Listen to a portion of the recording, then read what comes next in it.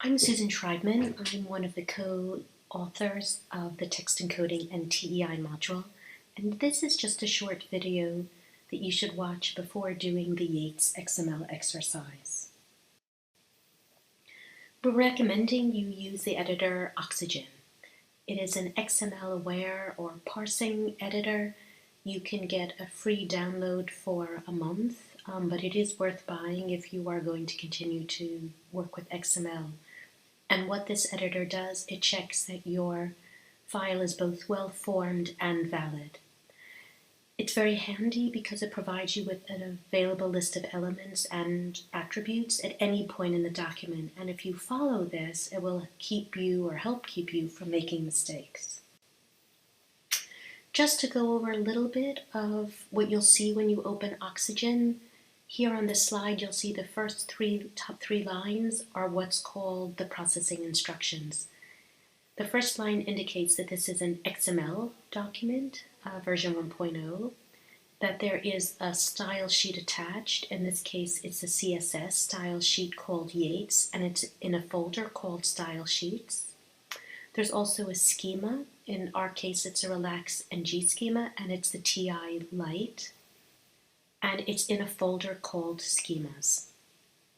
This file path, the two dots before Schemas and Style Sheets, indicate that in relation to this text, this document, the XML, the Yates document, it's up one folder, go up one folder, and you'll see another folder called Schemas, and in that the Oxygen will find a file called TEI Lite RNG. This is really important. You need to keep your XML file in the folder structure that we provide, and I'll show you that in a minute or two. But here you could see when you open angle bracket, Oxygen will suggest what TEI tags are available in that point in the document. And here you can see title is available. That will allow you to not make a mistake and put the wrong tag. So if you don't see a tag there, an element there, don't choose it.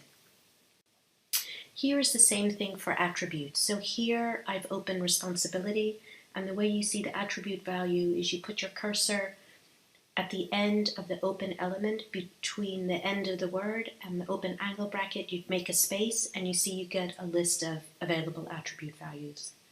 And at the bottom of the page here, you'll see a list of error messages. Ideally, you don't have any, but sometimes we do have them. In this case, you could see that red underline shows that there's a missing value. In fact, it's an incorrect value, a bad value as it says, for when. You can't have YYY month date. It has to be an integer, which we are going to give you later to fill in. So in our instructions, which you'll find in the extras folder, we'll be letting you know when there's an error message you can ignore from now. And if we don't say that and you get an error message, you should try to fix it. So I mentioned a little earlier that there's a document structure that we're giving you when you unzip the Yates exercise. You'll find 4 folders. Documents is where you'll find the Yates template. When you rename that, make sure you keep it in the Documents folder. Make sure it doesn't go onto your hard drive, your desktop, a remote drive. If you don't keep it there, then that file structure in the processing instructions will break and you won't be able to parse your document. In extras, there's a few things. There's the text of the Yates poem you're going to do. There's also the instructions for this exercise and a challenge exercise. And as I mentioned before, there's 2 other folders. The schema, you'll find the schema we're using, the style sheet, the CSS. I can't stress this enough, but maintaining the paths is really important. And the paths come from the XML, in our case TI document. In relation to that document, it looks for the style sheet and the schema. When you open it in the browser, if those paths are broken, you'll get an error message and won't be able to view what you're encoding.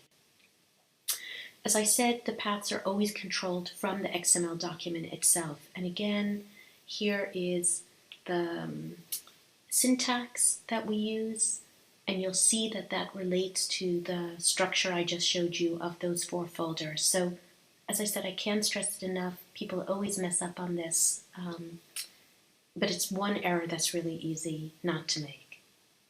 Good luck with the exercise.